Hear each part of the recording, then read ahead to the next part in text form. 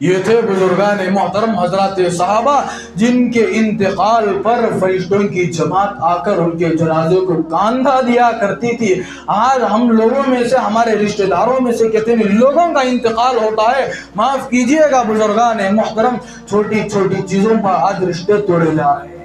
چھوٹی چھوٹی ایک ایک چیز پر آج رشتے ٹوٹتے ہوئے جا رہے ہیں۔ بھائی کا انتقال ہو گیا، سگا بھائی ہے، بھائی کے جنازے میں کاندھا دینے کے لیے آج سگا بھائی نہیں آ رہا۔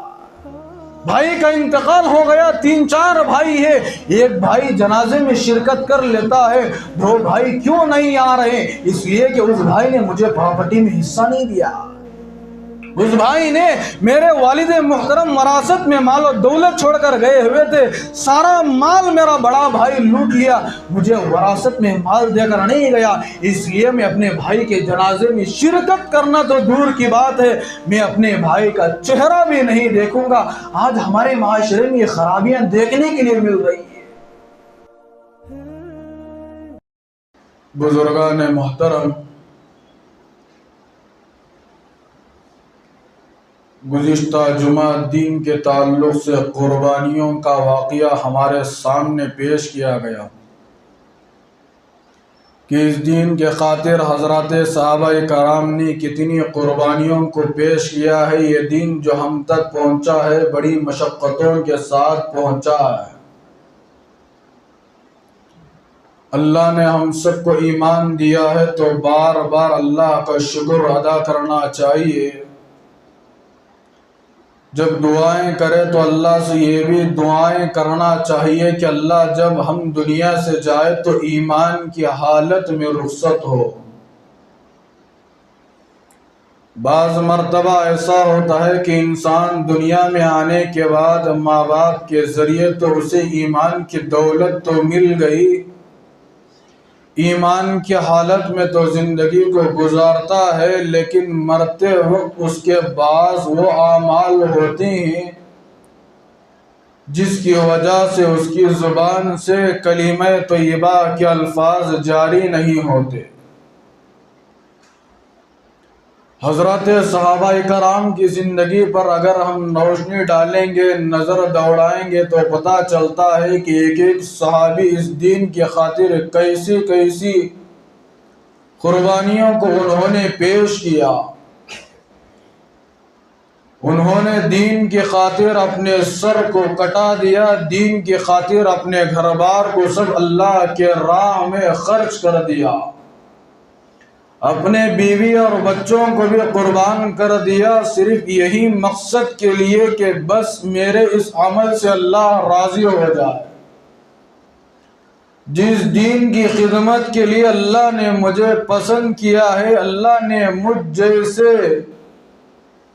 ایک انسان کو قبول کیا ہے، بس میرا یہ عمل، بس میری یہ خدمت اللہ کے دربار میں قابل قبول ہو جائے اور اللہ راضی ہو جائے۔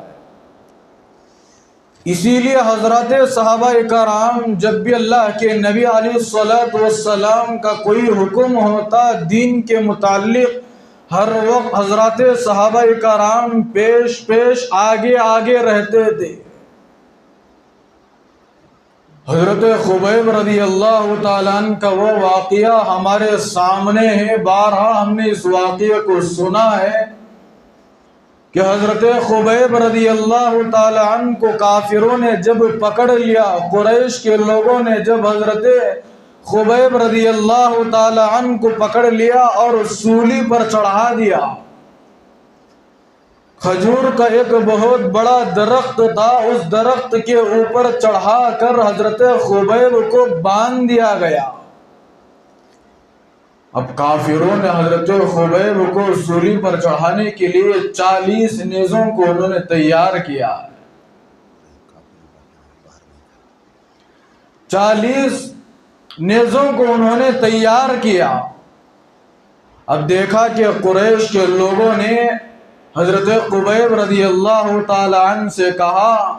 کہ اگر تم اسلام چھوڑ دو گے تو ہم تم کو صحیح سلامت چھوڑ دیں گے،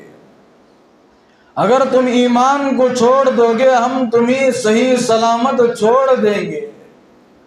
قریش کے لوگوں نے حضرت خبیب سے کہا کہ اگر تم اسلام کو نہیں چھوڑو گے یہ 40 نیزوں پر تم کو چڑھنا پڑے گا۔ درخت کے اوپر باندھ دیا گیا،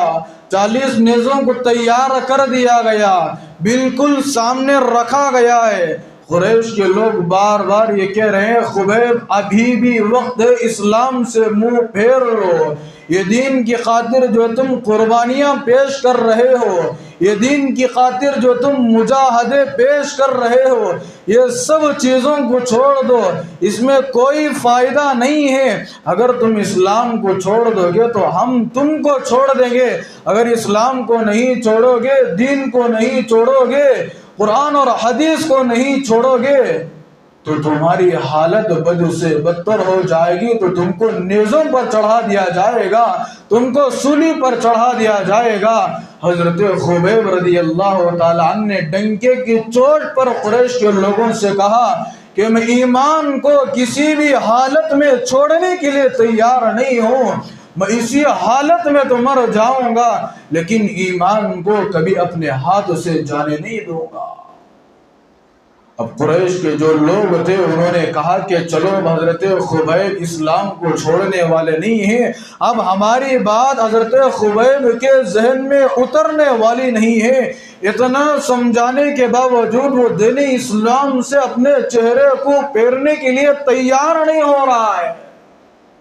قریش کا جو سردار تھا اپنے جماعت کے ساتھیوں سے کہا، اپنے کاہنوں سے کہا کہ اے میری جماعت کے ساتھیوں، حضرت خبیب کو سولی پر چڑھاؤ، اب اس کو تو پھانسی کے پندے پر لٹکانا ہے۔ یہ کس کو چڑھایا جا رہا ہے بزرگان محترم؟ یہ حضرت خبیب، یہ صحابی رسول ہے، یہ صحابہ کے واقعات کو حضرات علماء نے کتابوں کے اندر جمع کیا ہے۔ چنانچہ حضرت خبیب رضی اللہ تعالیٰ عنہ کو سولی پر چڑھا دیا جاتا ہے۔ حضرت خبیب رضی اللہ تعالیٰ عنہ اپنے چہرے کو آسمان کی طرف اٹھاتے ہیں، اپنی نظروں کو آسمان کی طرف اٹھاتے ہیں اور دل ہی دل میں یہ ہے کہ بس میرے اس عمل سے میں جو سر کٹا رہا ہوں بس میں اللہ کی رضا مندی کے لیے کٹا رہا ہوں، میں یہ جو قربانی دے رہا ہوں اپنے جان کی، میں اللہ کی رضا مندی کے لیے قربانی دے رہا ہوں۔ اگر اس وقت حضرت خبیب کی جگہ میں اور آپ ہوتے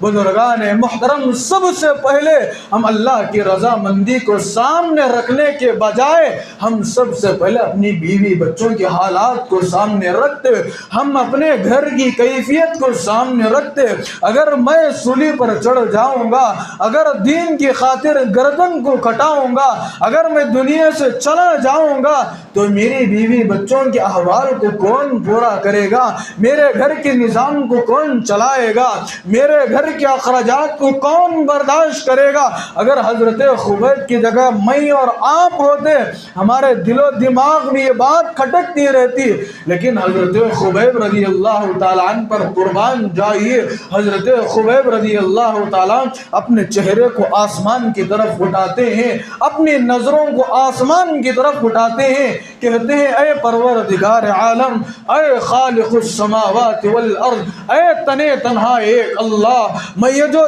دین کی خاطر سولی پر چڑھ رہا ہوں میں اپنے نفع کے لیے گردن نہیں کٹا رہا ہوں، اللہ میں اس لیے سولی پر چڑھ کر گردن کو کٹا رہا ہوں تاکہ آپ راضی ہو جائیں،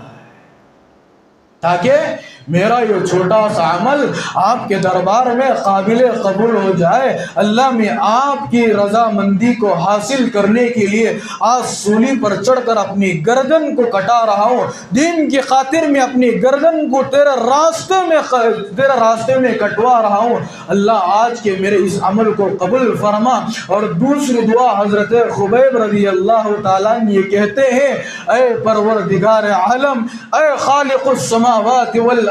آج میں جو قربانی دے رہا ہوں، آج مجھے جو سولی پر چڑھایا جا رہا ہے، اے اللہ مجھے صبر عطا فرما، کیا کہہ رہا حضرت خبیب؟ 40 نیزے سامنے آنکھوں کے سامنے رکھے ہوئے،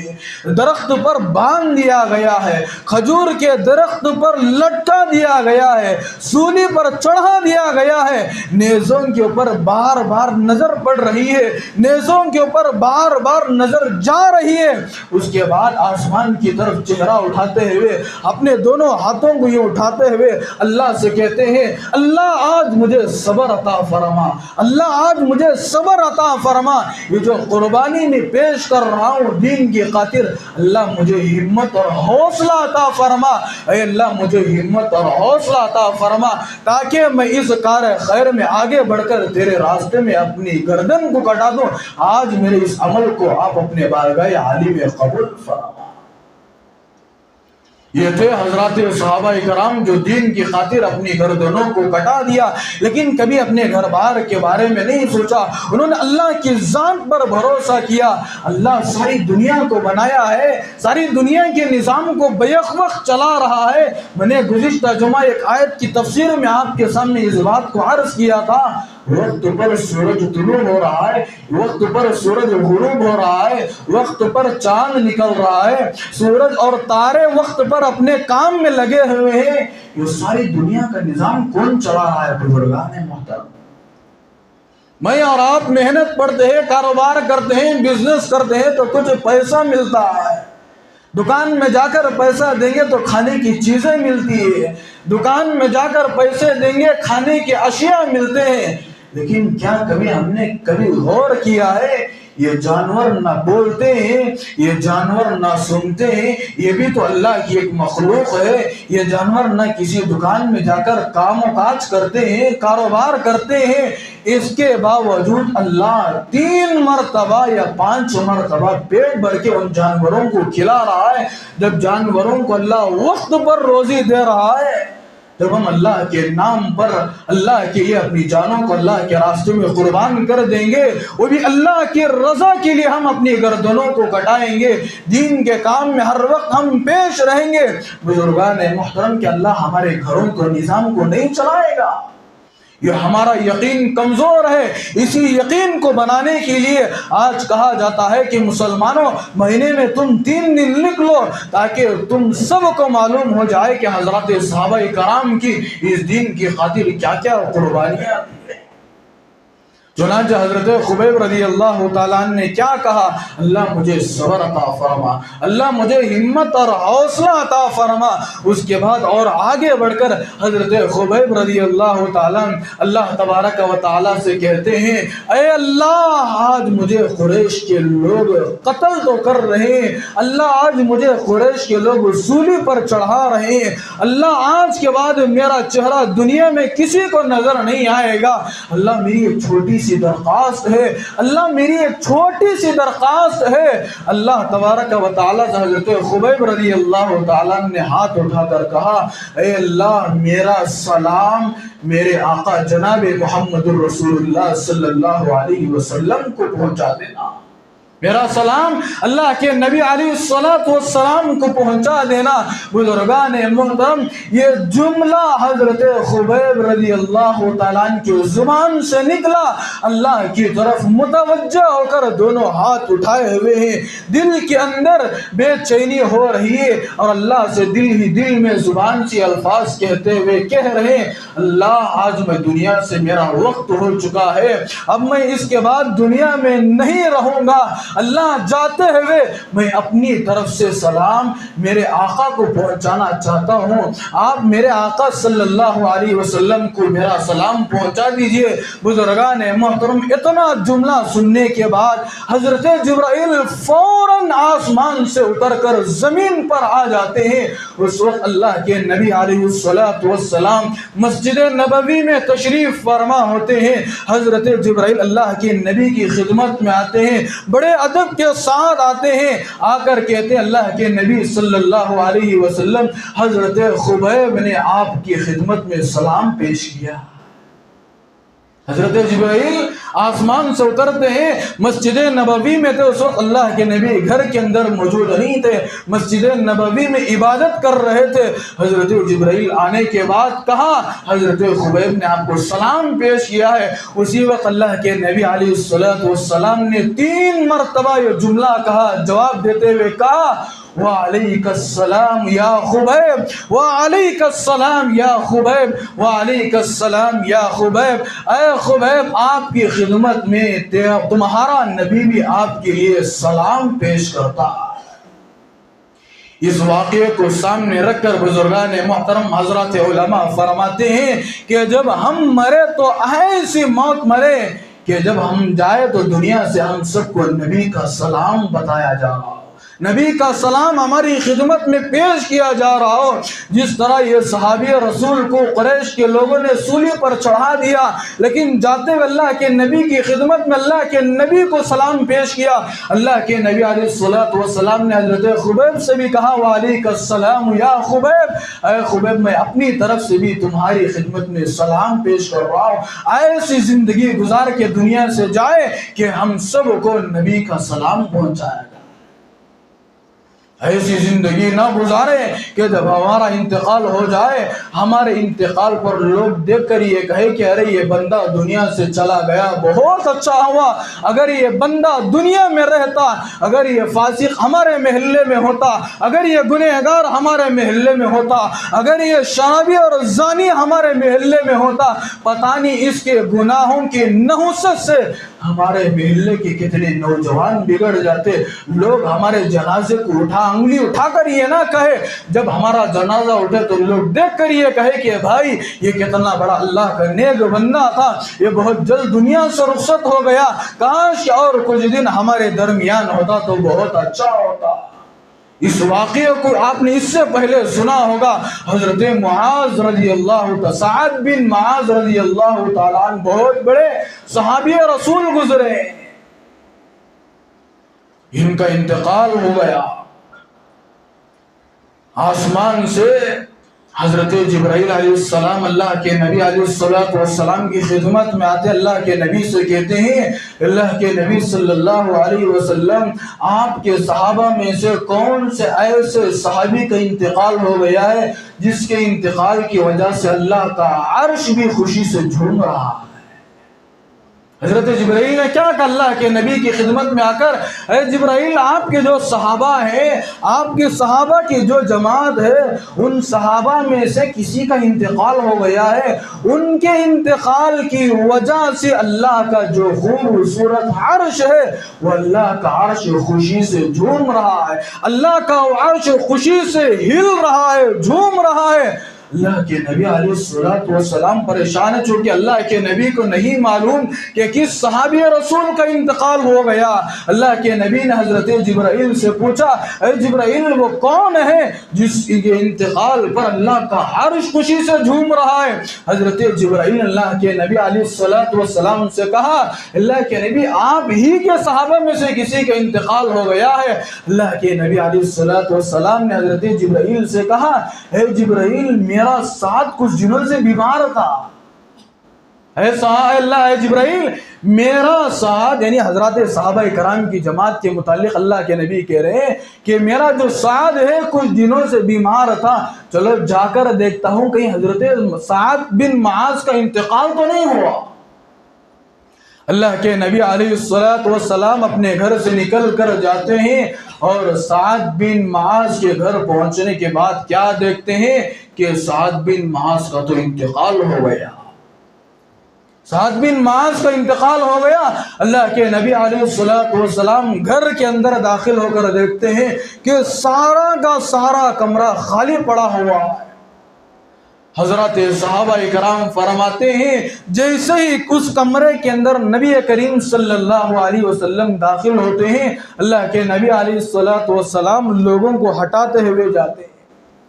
جس طرح مجھے یہاں سے وہاں پر جانا ہے، یہاں پر لوگ بیٹھے ہوئے ہیں تو مجھے جیسے ہٹا کر جانا پڑتا ہے، اسی طرح حضرات صحابہ کرام فرماتے ہیں کہ ہم نے دیکھا کہ سارا کا سارا کمرہ خالی پڑا ہوا ہے، لیکن اللہ کے نبی کمرے میں داخل ہونے کے بعد، اس حجرے میں داخل ہونے کے بعد، اس بیڈ روم میں داخل ہونے کے بعد، اس روم میں داخل ہونے کے بعد ہم نے اللہ کے نبی علیہ السلام کو دیکھا کہ ایسے ہٹاتے ہوئے لوگوں کو جیسے ہٹایا جا رہا، ایسے ہٹاتے ہوئے حضرت سعد بن معاذ کے قریب جاتے ہیں۔ حضرات علماء نے یہاں پر نقطے کی بات یہ لکھی ہے، حضرات صحابہ کرام کو اللہ کے نبی فرماتے ہیں، حضرات صحابہ پوچھتے ہیں پریشان ہو کر، اللہ کے نبی کمرہ تو خالی تھا، آپ یوں ہٹاتے ہوئے لوگوں کو چیرتے ہوئے آپ حضرت سعد بن معاذ کے پاس گئے، کوئی آدمی وہاں پر موجود نہیں تھا۔ اللہ کے نبی نے کہا حضرات صحابہ سے، میرے صحابہ تم کو وہ چیز نظر نہیں آ رہی تھی جو چیز مجھے نظر آ رہی تھی۔ سعد بن معاذ کا جو انتقال ہو گیا تھا، میں لوگوں کو جو ہٹاتا ہوا آگے بڑھ رہا تھا سعد بن معاذ کے پاس جانے کے لیے، وہاں پر لوگ موجود نہیں تھے، بلکہ سعد بن معاذ کے انتقال کے وقت جو روم میں داخل ہوا تھا، اس وقت میں دیکھ رہا تھا کہ اللہ کی طرف سے آسمان سے فرشتے اتر کر سعد بن معاذ کے جنازے کے سامنے بیٹھے ہوئے، اس لیے مجھے جانے میں دشواری ہو رہی تھی اور میں آگے بڑھتا گیا۔ وہ جو فرشتے وہاں پر بیٹھے ہوئے تھے اللہ کی طرف سے آئے ہوئے تھے، ایک فرشتہ اپنے پر کو ہٹانے کے بعد مجھے تھوڑی سی جگہ دی گئی جہاں پر میں بیٹھ کر حضرت سعد بن معاذ کے چہرے کا دیدار کرنے لگا۔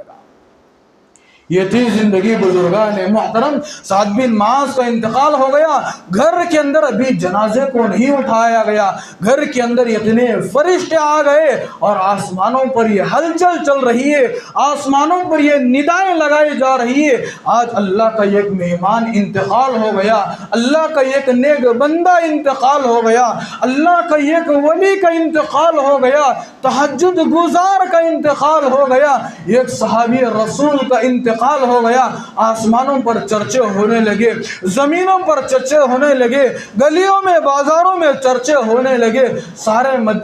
محلوں کے اندر یہ چرچا ہو گیا کہ سعد بن معاذ کا انتقال ہو گیا۔ سارے کے سارے گھر کے اندر فرشتوں کی جماعت آ گئی ہے، پیر رکھنے کے لیے جگہ نہیں ہے، اتنی جماعت فرشتوں کی سعد بن معاذ کے انتقال کے بعد داخل ہو چکی۔ اس کے بعد بزرگان محترم سعد بن معاذ رضی اللہ تعالی عنہ کا جنازہ جب کاندھے پر اٹھایا جاتا ہے، سعد بن معاذ رضی اللہ تعالی عنہ جسم کے اعتبار سے، قد کے اعتبار سے بڑے اونچے تھے، بڑے لمبے تھے، اور طاقت کے اعتبار سے بہت مضبوط انسان تھے۔ حضرات صحابہ کرام جب سعد بن معاذ کا جنازہ اٹھا کر چلنے لگے، حضرات صحابہ کرام فرماتے ہیں اللہ کے نبی علیہ السلام سے، اللہ کے نبی صلی اللہ علیہ وسلم حضرت سعد بن معاذ تو بہت طاقتور انسان تھے، بہت بڑے پہلوان جیسے نظر آتے تھے، آج جب ہم ان کا جنازہ کھاندے پر اٹھا کر چل رہے ہیں تو یہ جنازہ بہت زیادہ وزن ہونے کے باوجود اللہ کے نبی صلی اللہ علیہ وسلم حضرت سعد بن معاذ کا جنازہ ہم اٹھا کر آگے بڑھتے ہیں، یہ جنازہ تو بہت ہلکا نظر آ رہا ہے۔ اس وقت اللہ کے نبی علیہ السلام نے حضرات صحابہ کرام سے فرمایا، میرے صحابہ یہ جنازہ اس لیے تم کو ہلکا نظر آ رہا ہے کہ سعد بن معاذ کے جنازے میں فرشتے کھاندہ دینے کے لیے آئے ہوئے۔ سعد بن معاذ کے جنازے میں جو تم کہہ رہے ہو کہ جنازہ بہت وزن ہونا چاہیے، بہت طاقتور انسان ہے، بہت بڑا پہلوان جیسا یہ آدمی نظر آتا تھا، جب جنازے کو اٹھائے تو بہت وزن ہونا چاہیے، ہلکا نظر آ رہا ہے، یہ سعد بن معاذ کے جنازے میں تو فرشتے آ چکے ہیں، ان کے کاندھے پر ان کے جنازے کو فرشتے کاندھا دیے ہوئے، جس کی وجہ سے ان کا جنازہ اٹھانے میں آسانی ہو رہی ہے۔ یہ تھے بزرگان محترم حضرات صحابہ جن کے انتقال پر فرشتوں کی جماعت آ کر ان کے جنازے کو کاندھا دیا کرتی تھی۔ آج ہم لوگوں میں سے، ہمارے رشتہ داروں میں سے کتنے لوگوں کا انتقال ہوتا ہے، معاف کیجئے گا بزرگان محترم، چھوٹی چھوٹی چیزوں پر آج رشتے توڑے جا رہے ہیں، چھوٹی چھوٹی ایک ایک چیز پر آج رشتے ٹوٹتے ہوئے جا رہے ہیں۔ بھائی کا انتقال ہو گیا، سگا بھائی ہے، بھائی کے جنازے میں کاندھا دینے کے لیے آج سگا بھائی نہیں آ رہا، भाई का इंतकाल हो गया, 3-4 भाई है, एक भाई जनाजे में शिरकत कर लेता है, 2 भाई क्यों नहीं आ रहे? इसलिए कि उस भाई ने मुझे प्रॉपर्टी में हिस्सा नहीं दिया। उस भाई ने मेरे वालिद मुहतरम वरासत में माल और दौलत छोड़कर गए हुए थे, सारा माल मेरा बड़ा भाई लूट लिया, मुझे वरासत में माल देकर नहीं गया, इसलिए मैं अपने भाई के जनाजे में शिरकत करना तो दूर की बात है, मैं अपने भाई का चेहरा भी नहीं देखूंगा। आज हमारे माशरे में ये खराबियां देखने के लिए मिल रही है। मैं ये बताना चाहता हूँ बुजुर्गान मुहतरम, दीन के मुतालिक जब भी आपको खिदमत का मौका मिले, दिल खोल कर आप आगे बढ़िए, अल्लाह की रजामंदी के लिए आगे बढ़िए। अल्लाह आप लोगों के माल में भी बरकत अता फरमाएगा, रोज़ी में भी बरकत अता फरमाएगा। जहाँ पर मस्जिदों के लिए कोई चीज़ की ज़रूरत पड़ रही है, आप छुपा कर मस्जिद की ज़रूरत को मुकम्मल कीजिए, अल्लाह आपकी ज़रूरतों को मुकम्मल करेगा। अलगर्ज ये उन्वान अलग था, बात आ गई तो मैं आपके सामने अर्ज किया। मैंने बताया कि हज़रत साद बिन मास का इंतकाल होने लगा तो सारे फरिश्तों की जमात साद बिन मास के जनाजे में आकर उनके जनाजे को कंधा देने लगे। हम भी ऐसी जिंदगी गुजार कर जाएं कि जब हमारा इंतकाल होने लगे तो हमारे जनाजे में भी फरिश्तों की जमात आकर कंधा दे और ये गवाही दे कि अल्लाह का वाक़ईतन बड़ा नेक बंदा था जो दुनिया से रुखसत हो गया। ऐसी जिंदगी गुजार कर जाए कि किसी का दिल तोड़ कर ना जाए, किसी के दिल को परेशान करके ना जाए, किसी को अजियत पहुंचा कर ना जाए, किसी को दुख पहुंचा कर ना जाए, किसी का माल खा कर ना जाए, किसी की प्रॉपर्टी हड़प करके ना जाए, किसी के बैंक बैलेंस में जो पैसा रखा हुआ था चोरी से हजम करके ना जाए। जब दुनिया से जाए तो हर एक का हक अदा करके हम जाए। जब अल्लाह के दरबार में हमारी रूह पहुंचे, बस अल्लाह ये कहे कि मैं तुम्हारे से राजी हो गया, बस इस अमल के खातिर अल्लाह पाक मेरे से राजी हो जाए। ऐसे अमल करके अल्लाह के दरबार में पहुंचना है, वरना किसी को दुख देकर जाएंगे, तकलीफ देकर जाएंगे। लोग जनाजे में खांदा देने तो दूर की बात, हमारा चेहरा देखने के लिए नहीं आएंगे। इसीलिए बुजुर्गान मोहतरम, ये 2 सहाबा के वाक़यात थे जो मैंने आपके सामने रखे। बस अल्लाह तबारक व तआला से दुआ फरमाए, अल्लाह पाक मुझे और आपको भी ऐसी ज़िंदगी गुजार कर दुनिया से जाने की तौफीक अता फरमाए कि अल्लाह पाक हमारे टूटे आमाल को कबूल फरमा कर बस अल्लाह पाक हम सब से राज़ी होकर जन्नतुल फिरदौस में हम सब का दाखिला इनायत फरमाए। आमीन व आखिरु दावाना अनिल हम्दुलिल्लाहि रब्बिल। सोहबत अल्लाह वालों की, सोहबत अल्लाह वालों की अल्लाह से मिलवा जाती है। सोहबत अल्लाह वालों की अपना रंग दिखा जा